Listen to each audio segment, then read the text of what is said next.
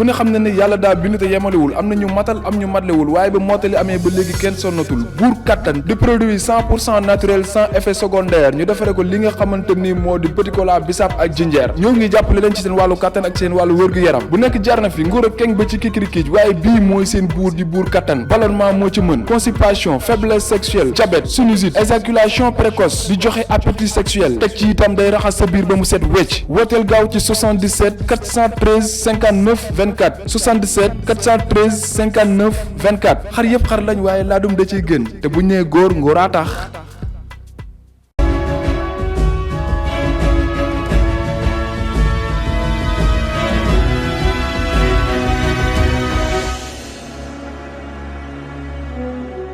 ñoo ngi leen di nuyu di rafetlu ànd bi ngeen di ànd ak Sunugal 24 di am mbégte di dellu siwaat ak yéen seen émission l'invité de la rédaction ñu fas yéene di ci ànd ak tey Chérif Ngaïdo moom nag mi ngi bokk ci Non Lank bokk sax si ñuy jiite kuréel boobu mooy coordonnateur bi ñu fas yéene waxtaane ak moom actualité bi li xew fële ca Mali waaye tamit ci biir dëkk bi di mbirum góor jigéen yi campagne électorale bi Chérif ma bàyyi la nga nuyu ak ñuy suivre ci waxtaan bi. maa ngi lay nuyu di la fay sëñ Moustapha di rafetlu encore une fois de plus invitation bi nga xamante ni jagleel nga ñu ko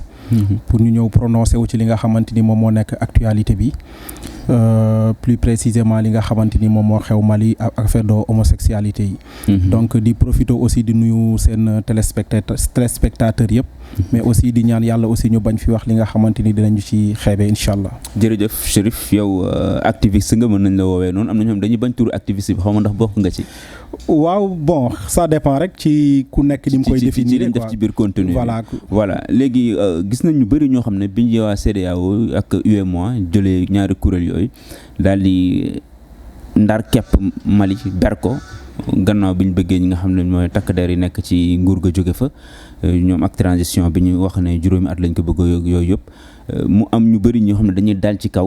waa CEDEAO ak UEMOA yow lecture boobu nga ci am pour yow ñoom li ñu def ëpp na wala ban appréciation nga am ci sanction yi ñu def ci kaw Mali. effectivement dafa nekk sanction yi nga xamante ni xam nga doomu aadama bu fekkente ne da ngay jël ay sanction da ngay xool contexte bi xool moment bi xool situation bi nga soog a teg ay sanction parce que ñun ñëpp xam nañ ne dañoo nekk ci période bi nga xamante ni crise sanitaire bi dafa laal adduna bi yëpp laal réew yëpp suñu réew saa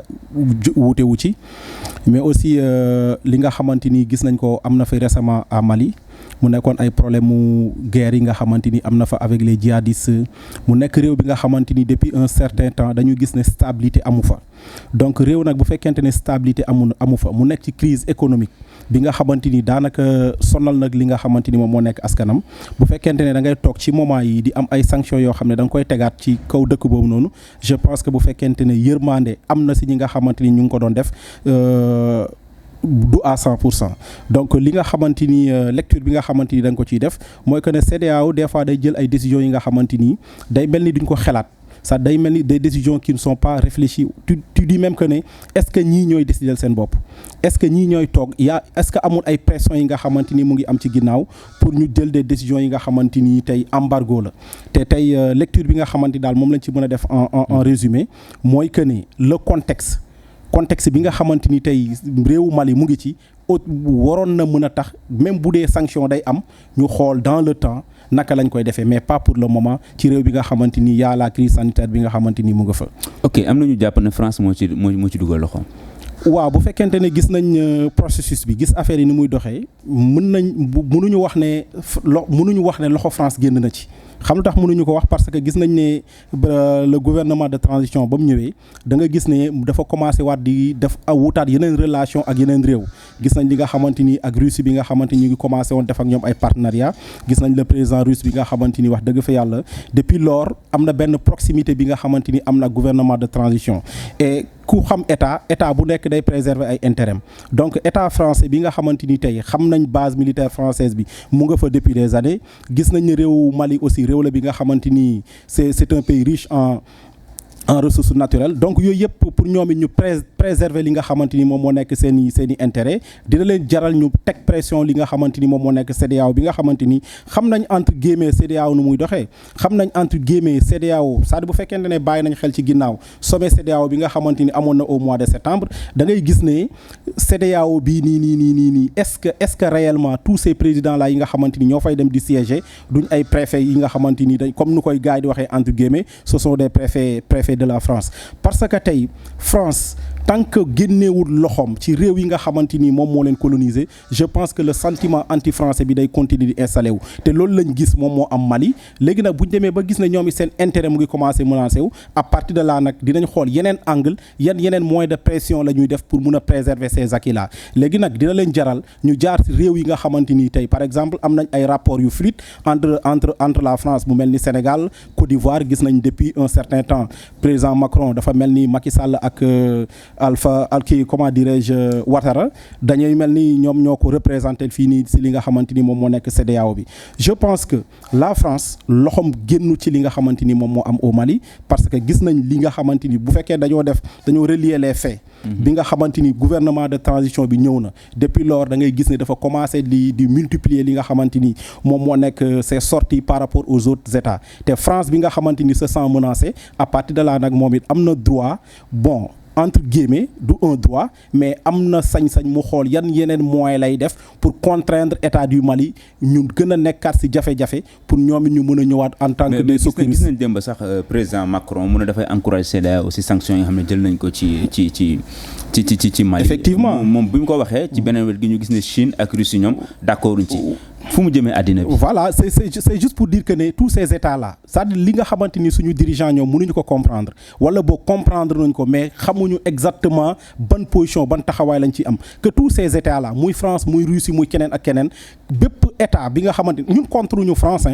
contre ñu Russie contre ñu États-Unis contre ñu parce que dañoo toll ci àdduna bi nga xamante ni y a ce qu'on appelle les coopérations bilatérales donc quand on dit coopération bilatérale coopération multilatérale donc réew yi dañuy soxla di jëflante mais bu ngeen di jëflante na nekk des partenariats gagnant-gagnant bu fekkonte ne France les colonies françaises wala la France bu demee ci réew buy signer ay partenariats avec état bi day nekk des partenariats gagnant-gagnant mais li nga xamante ni dañ ko ci constater toutes les colonies françaises réew yi nga xamante ni France moom moo leen coloniser yépp bu fekkente ne xool nañ da ngay gis ne réew yu dellu ginnaaw la léegi kon nag yoon la nag ñun ñu xoolaat suñ taxawaay ak France c'est-à-dire ban intérêt la ñu France amal li nga xamante ni France mu ngi ñu coloniser depuis toujours lan lañ ci am lu positif ak lan lañ ci am lu négatif à partir de là nag ñu tirer ci ay enseignements parce que toll nañ fi nga xamante ni aussi suñu souveraineté ñun ñoo koy mayal suñu bopp c'est-à-dire ñun ñooy xool kan moo ñu neex ñu traité ak moom mais c'est pas à la France de nous dire que ne non ñun ngeen war a traité déedéet ñun ñooy xool suñuy état ñooy xool bu fekkente ne seen intérêt Arabie Saoudite la nekk ñu dem signer ak ñu dem liggéey ak intérêt Arabie Saoudite bu fekkente ne seen intérêt ak Chine la ak Russie la ak bépp réew bu mu mënti nekk ci àdduna bi ngeen dem mais bu nekk des partenariats gagnant-gagnant tant que yegsi wuñu ci loolu te loolu la population africaine yi commencé di comprendre loolu la jeunesse africaine bi commencé comprendre à partir de là nag ñu ni dañ ciy woo suñu njiit donc bu Macron génnee di féliciter li nga xamante ni moom moo am CEDEAO c'est parce que ñoom it li nga xamante ni moom lañ bëgg xoj Mali xoj ko ba mu sonn ñu jógee fee comme des secouristes yi ñëw ñu ne ok France moom moo ñëwaat génne war na ci crise bi donc France ci li nga xamante ni mu ngi koy def présentement dafa nekk di défendre ses intérêts et tout état défend ses intérêts muy France muy Mali à part que ñun ñi nga xamante ni ñoo bokk ci comment dire ñi nga xamante ni la France colonisée suñu président yi nga xamante ni doo comprendre seen position mais sànq wax nga ko nga ne CEDEAO ku nekk xam na ni CEDEAO di doxee mais ñëpp xam nañ ne CEDEAO ñu fa nekk ñëpp du ñëpp ay français ñoo leen colonisé am na ñeneen ñoo xamante ne yeneen puissance ñoo leen colonisé mais tey jii lan nga bëgg wax foofu ñëpp xam nañ CEDEAO ni ndax da nga bokk si ñu am lecture ne dañ koy considérer comme benn mouvement syndical boo xamante ne ay présidents yi rek lay défendre mais loolu mooy dëgg c'est-à-dire loolu mooy dëgg bu fekkente ne gis nañ position CEDEAO récemment lan moo fi amoon Guinée-Bissau bi nga xamante ni c'est-à-dire xam nga CEDEAO ñun mënuñu comprendre ay position c'est-à-dire tant que nekkul ay affaire de coup d'état rek day toog croiser ses bras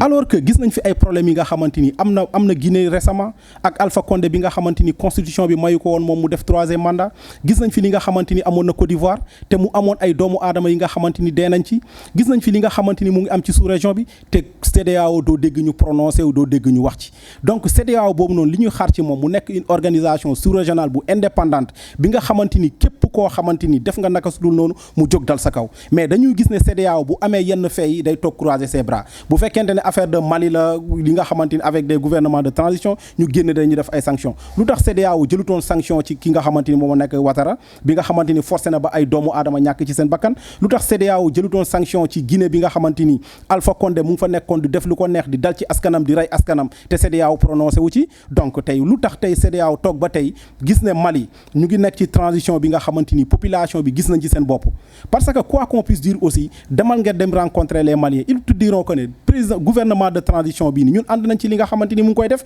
parce que réew balaa ngaa naan da ngay organiser waat ay élections mais dafa am li nga xamante ni moom moo si jiitu moom mooy stabilité te Mali nekk na réew bi nga xamante ni stabilité amu fa Mali nekk na réew bi nga xamante ni depuis un certain temps dal amu fa affaire de guerre moo fa am affaire de djihadiste gis nañ fa li nga xamante ni moo fa am kii daal li nga xamante ni yàggul dara donc tous ces problèmes là dal na ci réew bi mais avant nga ñuy wax ay élections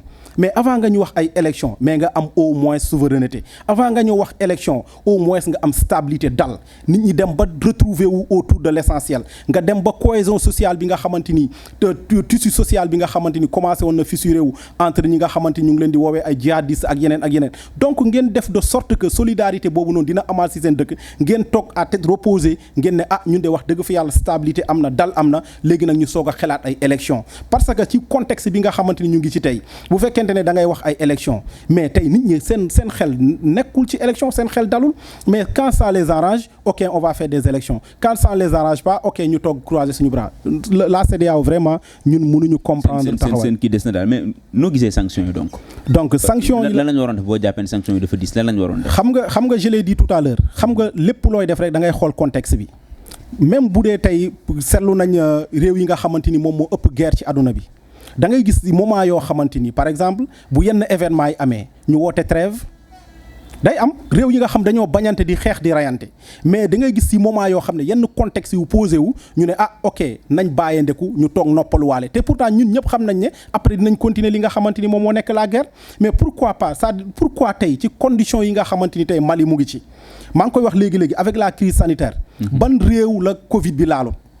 ban réew rek la Covid bi laalul ci àdduna bi xam nañ ne tey ñu ngi ci crise économique bu doy waar xam nañ ne ñu ngi ci crise sanitaire bu doy waar mais ci contexte bi nga xamante ni yaa ngi ci jël ay mesures vraiment damay jàpp ne affaire de assassinat la affaire de ñàkk yërmande la donc sanction yi nga xamante ni jël nañ ko man dama jàpp ne c'est pas le moment léegi nag c'est pas le moment du fait que réew mi dafa nekk mu ngi traverser crise bu doy waar mais nag bala nga naan naam nga ne fa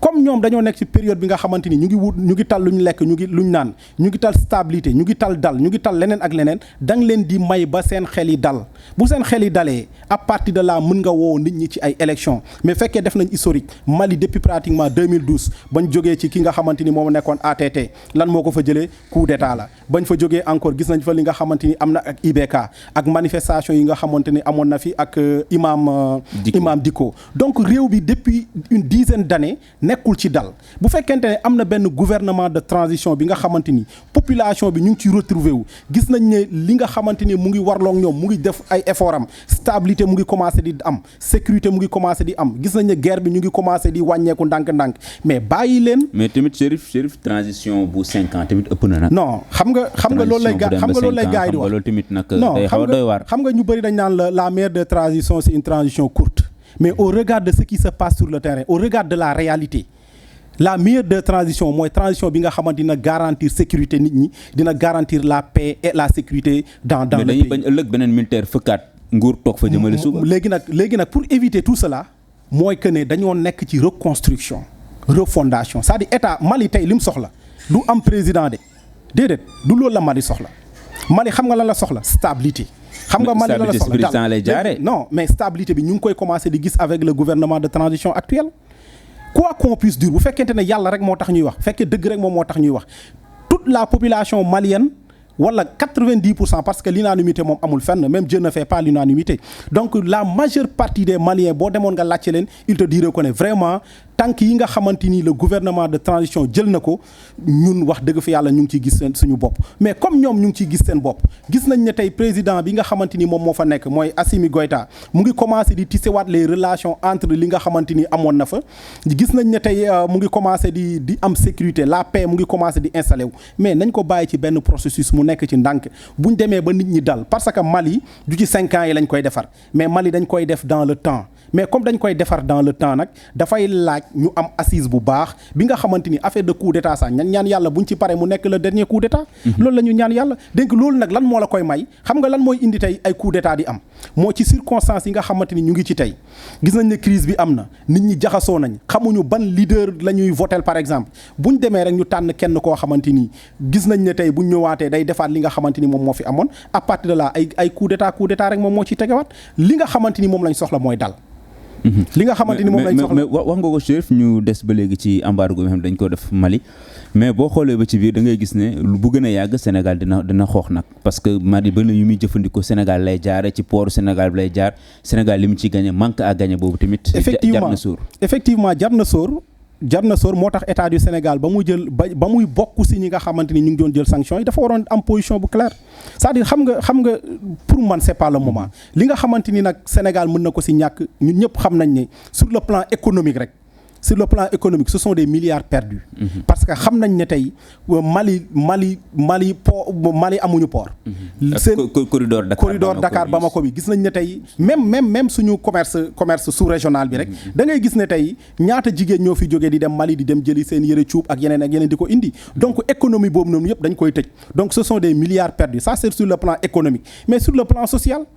sur le plan social ñun ñëpp xam nañ ne entre le Mali et le Sénégal mais benn réew la bañ nañ ko ba suñu devise sax ñu ñoo bokk même devise un peuple un but une foi bokk couleur yi lenn rek moom moo ñu différencier mooy étoile tey bu demee ba tey état les Maliens di am si seen bopp que ne état du Sénégal bokk na si ñi leen di embargo loolu dafa am benn haine bi nga xamante ni mën na ko am entre ces deux états là te yooyu yëpp waroon nañ ci tenir compte parce que gis nañ fi li nga xamante ni amoon na fi si jamono bi nga xamante ni Ebola amoon na Sénégal tëjoon frontière am ak Guinée Bissau mais lan lañ gisoon dañoo gisoon ne comment Guinéens yi ñu ngi commencé di rebeller wu ci Sénégalais yi parce que il se disait que ne non Sénégal moom moo ñu commencé xañ suñu jàmm liberté bi nga xamante ni amoon nañ ko entre ces deux pays là donc tissu social bi nga xamante ni amoon na day commencer di briser wu te loolu nag dafa nekk des conséquences sur le plan social te loolu état daf ci waroon tenir compte parce que frustration dina am état du Mali peut se dire que ne ok à partir de maintenant dootuma traiter ak état du Sénégal mën naa di commencer di dem di traiter ak l'état guinéen ñi nga xamante ni ñoom ubbil nañ suñu bopp mën na dem mais Sénégal tamit dafa def comme Guinée parce que loolu tamit est-ce que du yàq union bi nga xam ne CEDEAO bi nga koy def parce que su fekkente ne dañoo wax benn organisation sous-régionale la mu am ñenn ñi bàyyi ngeen jël ne dañuy jël décision bi ngeen bàyyi dem benn par benn du ubbi wala ngeen def naka sul noonu finalement la CEDEAO sera fragilisée mais effectivement léegi nag ñoom ñi nga xamante ni ñi nga xam ñoo nekk les leaders ñoom si seen bopp rek bokkuñu ànd ci décision yi waxantuma la ak askan wi nga xamante ni ñoom ñoo koy subir moo tax ñu ne c'est-à-dire ce sont des décisions précipitées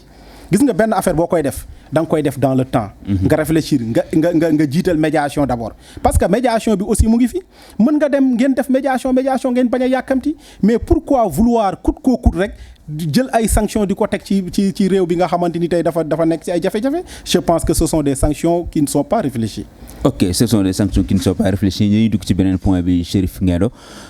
ma fàttali ne yow coordonnateur non lank nga di mouvement boobu nga xam ne société civile bi la bokk alors mbirum góor jigéen la ñuy waxtaanee gis nañ ne fan yi coow li jugaat na gannaaw bi ñuy rejeté proposition de loi boobu d'abord ban lecture nga am ci proposition de loi boobu nga xamante ne commission assemblée nationale moo ko rejeté. waaw lecture bi nga xamante ni am nañ ko ci déjà mooy dañuy ñaawlu li nga xamante ni moom la assemblée nationale def. parce que bu fekkente ni dañoo nekk ci réew bi nga xamante ni du ma joxe statistique naan ay 95% mais réew mi nga xamante ni dans l'unanimité boo doon jël 99% yi d'accord uñu ci li nga xamante ni moom moo nekk ngóor jigéen bu fekkente ne ay kuréel jóg nañ ne ñun dañoo bëgg ñu criminaliser ko je pense que rôle u assemblée élégance bi moo doon may ok yéen loolu ngeen bëgg loolu la askan bi bëgg nañ ko yóbbu assemblée ñu voté bu assemblée nañ dem plénière buñ demee plénière buñ ko voté baax na buñ ko voté à partir de là les Sénégalais les gens vont dire que ne ok assemblée nationale bañ nañ ko mais pourquoi vouloir rejeter le projet de loi bi nga xamante ni tey ñëpp a ci retrouvé wu muy yow mi di wax ak man je pense que retrouvé wu nga ci loi boobu noonu ñi nga xamante ni ñu ngi ñuy seetaan aussi retrouvé wu nañ ci loi bi. pour yow lan moo waral ñu bëgg ko tuer dans l'œuf. waaw mais xam nga li ko waral bëri na parce que xam nga quoi qu'on puisse dire aussi les lobbies là dañoo am doole. parce que adduna bi moom mooy doxee noo xamante ni ay lobby ñoom ñoo koy diriger une tierce personne ñoo nekk ci ginnaaw di def ay manipulation comme nuñ ko bëggee. c'est-à-dire ay pression la yi nga xamante ni day am ci ginnaaw peut-être nag askan wi mën nañ bañ a comprendre wala boog ñu ngi commencer di comprendre ni nga xamante ni noonu lay àdduna di doxee mais assemblée nationale ci moment yi nga xamante ni xam nga lu gën a ñaaw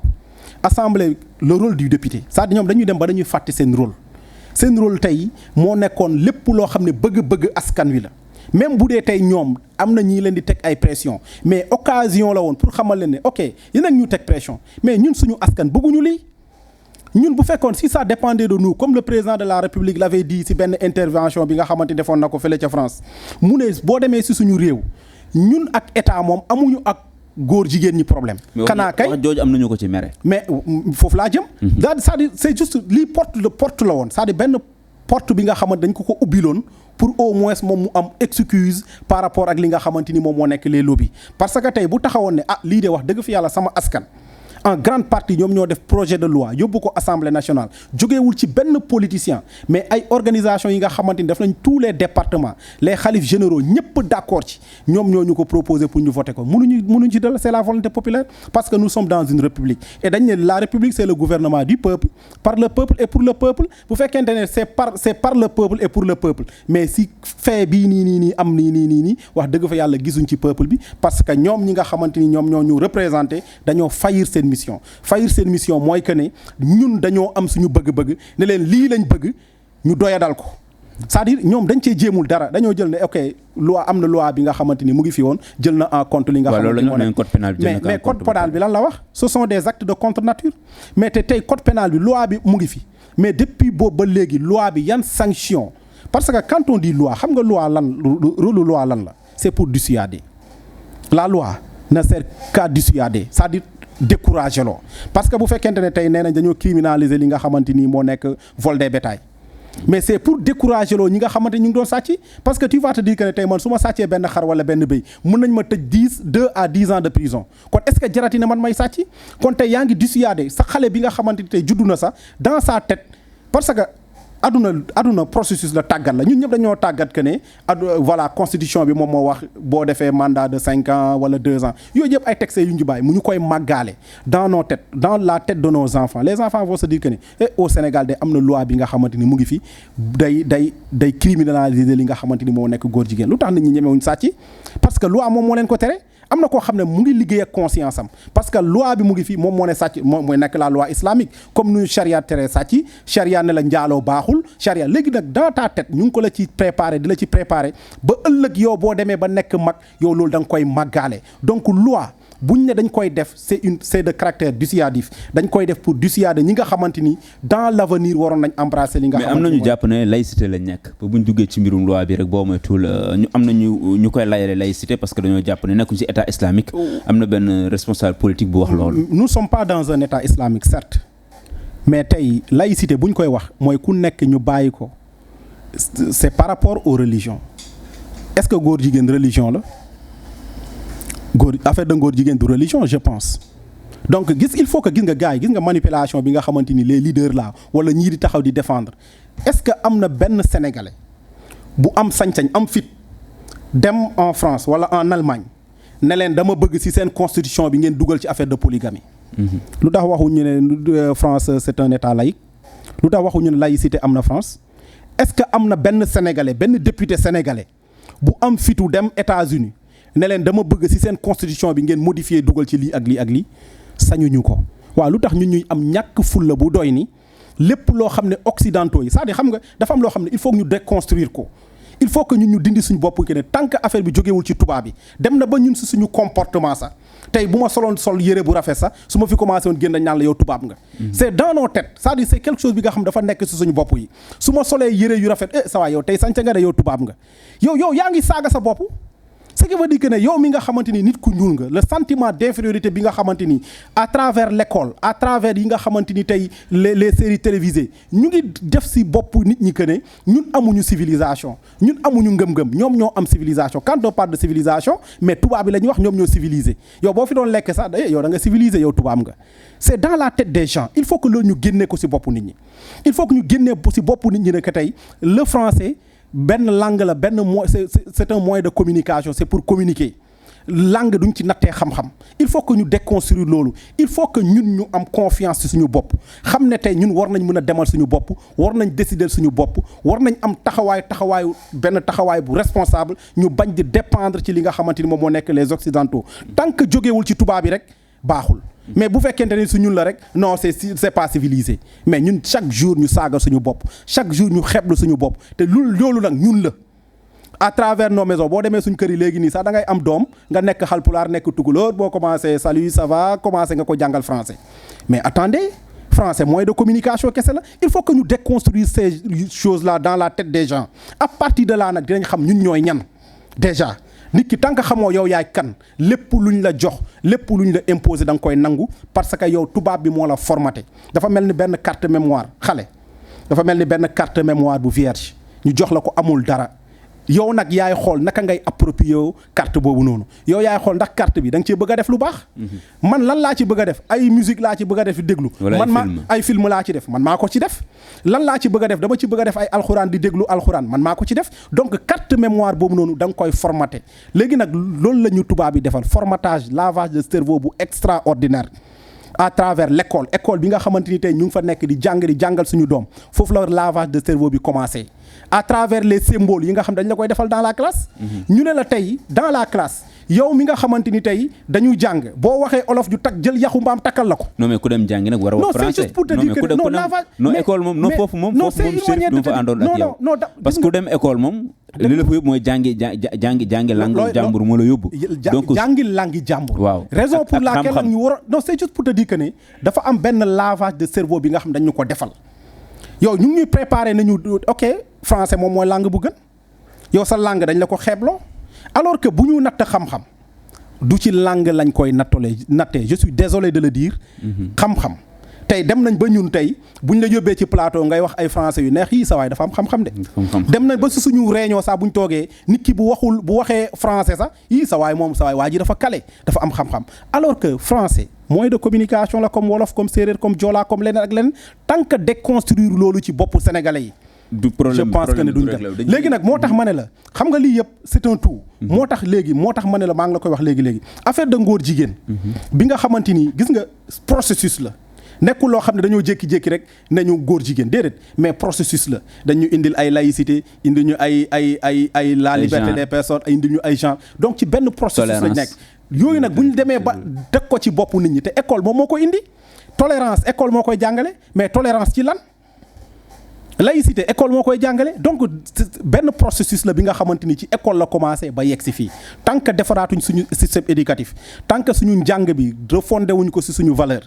je pense que lépp luñ ñu tegoo dañ koy nangu parce que ñi nga xamante ni ñoo koy nangu dañ leen préparer parce que préparation bi depuis ba ngay am dem nañ ba tey dañ ñu indil li nga xamante moo nekk les préscolaires yow da nga daan am sa doom sax mu am 3 ans nga yóbbu ko ci daara bi mu jàngi alxuraan léegi à 2 ans xale bi mën na dem ci préscolaire ce qui veut dire que ne affaire de jàng alxuraan bi sax da nga koy jël teg ko fële c'est juste pour te dire que ne gars yi ci benn processus ñoom lu ñuy def dañ ko xalaat mais ñoom lu ñu def dañ ko xalaat gis nañ à travers les dessins animés bi nga xamante ni tey ñu ngi koy def ci programme yi demal boo demee canal am na ci benn chaîne bi nga xamante ni day dugal affaire de góor jigéen affaire de tolérance ci biir dessin animé bi c'est juste pour te dire que ne affaire bi processus la léegi nag ñi comprendrewul dañuy jàpp ne affaire bi tey kese la tubaab yi préparé wu nañ lii depuis 20 ans 30 ans ci ginnaaw à travers des modules de formation à travers des programmes à travers les séries télévisées mais gis nañ ne Chérif loi bi proposition de loi bi rejeté nañ ko léegi maintenant lan mooy doon seen taxawaay waaw suñu taxawaay mooy dinañ riposter taxawaay bi ci jiitu mooy waa ànd sàmm jikko yi ak bépp sénégalais dañ ne ñi nga xamante ni ñoom ñoo rejeté loi bi mooy ces députés là ñoom Moustapha Niasse et consorts li ci jiitu mooy élection yi képp koo xamante ni gis na ci liste bu ñu bokk wala liste boo xam ne ñu ngi koy jàppale na nga ko sanctionné deuxièmement dinañ organiser waat yeneen manifestation yi nga xamante ni dinañ ci woo buñ sañoon nag sañ-sañ la dama ko fiy waxaale buñ sañoon sax sëñ Mountakha dina jóge bien vrai que ne wax na bind na lettre mais moom ci boppam ñu ngi koy ñaan ci bés boobu bu jotee mu def délégation mu jógee Touba mu ñëw ak fu ñu ko munti defee wala mu génn Touba même bu ñëwul sax jour bi nga xamante ñu ngi organiser manifestation mu taxaw à Touba ñu koy ñaan le xalif de Medina Baye moom it à Medina Baye mu génn mu taxaw ñu koy ñaan xalif bi nga xamante ni moo nekk Tiwaawoon buñ ko defee état doy ñu gàllax ndeku kon yow da nga jàpp ne lettres yi ñu def nii c'est pas suffisant. parce que ñoom bu ñu communiquer façon boobu tamit. du tax nga bëgg non je ne dirais pas que ne c'est pas suffisant. dama ne c'est le moment xam nga lépp loo gis processus la. ñoom mënuñu jékki-jékki rek génn. mais nag buñ doolee ci situation yoo xam ne dafay laaj ñoom ñu génn parce que ñu ne sëñ Mountakha tey mu ngi dem place de l'Obélisque dégg la moo bu baax. waaye loolu gëm naa ne yow saa doo fi des. waaw loolu xam nga ne loolu du bëri lu ko mën a dékku parce que imagine toi ñëpp bu ñu màbbee dem fa loolu kan moo ko mën a sécuriser. effectivement c'est donc loolu beneen mbir lay doon. xam nga moo tax mu baax. non da nga yóbbu débat feneen da nga koy yóbbu feneen su boobaa très civilisés. non da nga koy yóbbu feneen su boobaa. gis nga ñun. parce que ñëpp gis nañ bi ñu inauguré fii bi ñu inauguré fii Massalikul Jinaan nit ñi ñu toll woon. je vous dis quelque chose par expérience amul benn manifestation bu am Sénégal mu am ay débordement bu ñu autorisé mu am ay débordement amul. même bu dee 10 millions de personnes ñoo fay ñëw débordement du am les gens sont civilisés. mais bii heure boo déggee ni nga ko bëgg a waxee ne ak ni nga bëgg mu amee ni su ko amee débordement dina am. mais sant yàlla débordement ci ban côté. parce que nit ñi gisuñ fi màggal Touba nga yaakaar ne police yi. non bokkul c'est pas la même chose. mais ani différence bi gisuñ fi gàmmu gisuñ fi leneen ak leneen. c'est pas la même chose. mais manifester c'est quoi manifester. manifester da ngay génn wax sa mécontentement. nga yaakaar ne sécurité bi nga xamante ni am na Touba policiers yi ñoo ko fa def wala homme de tenue déedéet les gens sont civilisés ça c'est juste pour dire que ne problème bi bu ñu ko bëggee régler ñoom buñ ci génnoon wax ci benn fan sénégalais yi kenn du des te loolu si loolu lañ leen di xaar léegi nag peut-être waa ànd sàmm jikko yi dinañ ci bu fekkente ne ñu ngi may suivre tey ñu ngi leen di lancer appel boobu noonu il faut que ñu ñaan sëriñ si ñoom jour bi nga xamante ni ñu ngi jàpp manifestation bi il n'est pas dit que ne dañoo ñëw Dakar kese mais ñoom nañ joxe autorisation nañ génn saa ñu ne ñu ngi woo taalibe yëpp ñu dem ci manifestation yi. ñu joxe ndigal à partir de la Sénégalais yi dañ déplacé wu parce que am na ñoo xam ne bu ñu waxee seen kaddu kenn du ko doyadal. campagne bi violence bi commencé na see bëri. waaw loolu dañ koy ñaawlu déjà. parce que ñun anticiper woon nañ ci déjà ci moment bi nga xamante ni gis nañ problème yi nga xamante ni amoon na fële sa Casamance. bindoon nañ ci benn communiqué ba proposé woon benn charte de non violence. parce que charte de non violence bi nga xam ne indi na coow ci Sénégal sax ñun ñoo ko initié. yaa ngi dégg donc bu fekkente ne tey ñun gisoon nañ ne wala lecture bi nga xamante ni amoon nañ ko ci pré-campagne yi dañoo njortoon que ne bu ñu yeggee ci élection yi ay violence mën na am. à partir de là nag pour anticiper ñu ne pourquoi pas ñu am benn charte de non violence. donc charte bi mais gis nañ ne charte bi woon saafara parce que. daanaka kenn signé waaw mais au moins affaire bi du signature hein. signature c'est autre chose xam nga problème bi lan la mooy que ne. Sénégalais bu nekk wala leader politique bu nekk woo ay ñoñam ci jàmm. loolu kese moom gi nga ay signature yooyu yëpp ay détails la xam nga problème bi lan la mooy que ne au moins posé nañ le débat au moins affaire nit ñi wax nañ affaire de violence ba ñu bëri génn nañ àddu nañ ci ay kilifa diine wax nañ ci ay kilifa politique wax nañ ci mais loolu kese mérite la. léegi nag li nga xamante ni moom moo ci des mooy citoyen yi. man ma bañ a am ñàkk fulla bu doy ni politicien bi nga xamante ni du génnee doomam wala du génnee rakkam muy dem di sàndante ji xeer man mu may sàndiloo xeer c'est-à-dire loolu responsabilité doomu aadama la man maa war a am fulla ci sama bopp parce que politique campagne électorale dafa war a nekk des moments de paix c'est-à-dire des moments yi nga xam ne stabilité la à partir de là yow nga mën a am xel bu dal choisir avec toute tranquillité mais tant que mu ngi am ay bousculade tant que mu ngi am ay sàndante xeer ay rayante je pense que ne du loolu la ñuy xaar ci élection. Okay. Dans toutes les démocraties du monde. li nga xamante ni moom moo leen période élection bu jotee da ngay gis ne askan wi dañu génn d'une manière civilisée génn dem voter ji mais pourquoi en Afrique heure bu élection amee rek ay xeex di am donc nous sommes tous kii interpellés. muy société xeex yi fépp lay am même France sax mais ni muy amee fii. gisoon nañ la fa xewoon ak rassemblement boobu Zemmour doon def ak yeneen bitim réew gis nañ la xew ci Capitole ba fële tamit. mais lu xew ci Capitole bi. Trump la Trump waaw loolu moo tax la violence moom yàgg naa ànd ak ay échéance électorale mais c'est pas partout dans le monde mais bien vrai que ne am na mais c'est pas parce que am na rek dañ koy cautionner léegi nag li nga xamante ni moom moo ci am ñun ñu jël suñu responsabilité parce que kuy fal yow da ngay fal mais toogal sa kër bu la sa leader soxlaa nga génn dem massifier ko c'est très normal parce que politique aussi ak massification moo ànd politique aussi ak wàcc sur le terrain moo ànd mais man su may wàcc sur le terrain naa demee ci terrain bi que ne man damay dem si jàmm ñibbisi si jàmm kenn du ma woo ci provocation kenn du ma woo ci xeex loolu ci loolu la ñuy xaar ndaw bu nekk. ok Chérif lan mooy sa mot de la fin. sama mot de la fin dama si ñëwaat rek ci affaire de élection bi la. lancer appel li nga xamante ni moom moo nekk ndaw ñi. lancer appel ñi nga xamante ni moo nekk les leaders politiques ñu xam que ne politique c'est campagne électorale c'est pour une durée bien déterminée benn instant la rek day jeex bu jeexee on est tous des familles ay frères et sœurs lañ ay mag ak rakk lañ il faut que ñu tenir compte ci loolu c'est-à-dire élection yi warul indi animosité entre ñu ni nen te loolu dafa nekk li nga xam ne ñu ngi koy commencer di constater ci réew mi da ngeen di bokk ndey ak baay kii bokk ci liste bi kii bokk ci liste bële mais bu loolu indi benn animosité seen diggante xam leen que ne élection yi c'est pour une durée bien déterminée day jeex te Sénégal dafay war a continuer il faut que gars yi tenir compte ci loolu ñu bañ ñu moytu violence yi mais ñu moytu manipulation yi nga xamante ni am na ci côté yëpp. ñu dem ak toute responsabilité man daal ci loolu laay woon ndaw ñi ñu xam ne daal élection bi jeex na ba pare. quelques jours moo ci des bu paree ñun dañoo war a continuer suñu dund donc ñu bàyyi xel ci loolu bu baax a baax. jërëjëf Chérif Ngaïdo ma lay remercier ci invitation bi ñu nangul nekk coordonnateur bu Noo Lank di mouvement bu bokk ci société civile ñoom tamit di am taxawaay bu am solo bu ñuy xeex ci lépp lu jëm ci wàllu droit de l'homme ak démocratie ak xeex yu bëri ñu leen ciy gis ba même su fekkee sax fan yii gis nañ leen naa gis xaw ngeen a raar terrain bi nag. non raaruñu terrain bi seen buzz dafa wàcc. il faut non d'ailleurs suba inshallah am na lu ñuy préparé pour def benn point de presse. ok ñu ngi koy di ngeen jot communiqué bi incha allah. et juste dire que ne Ñoo Lank si lim nekkoon mu ngi ci ba léegi. xeex bi nga xam ne ñu ngi ci woon parce que affaire de dund bu cher bi. mais ñun ñoo ko fi yëkkati ba organiser fi manifestation loolu yàggul ba ministre du commerce recevoir ñu. organiser nañ fi manifestation yàggul dara. après loolu nag yokku nañ mburu mi kenn déggu leen te loolu amoon soxla si. waaw mais sénégalais yi bañ mburu mi daal waroon ngeen ci du affaire bi du mburu bi kese. loyer bi tey à Dakar. demal nga xooli loyer bi nu muy doxee à Dakar tey pour nga am benn chambre. C'est tout un problème chambre dem na ba léegi ay 50 000 60 000 lañ lay wax. dans certaines localités de Dakar dañ lay wax ne chambre bi à 75 000 100 000. li fi nekk lépp kenn mënu ko wax. mais loolu nag askan wi ñoo war a jël seen responsabilité. c'est vrai. ñu xam ne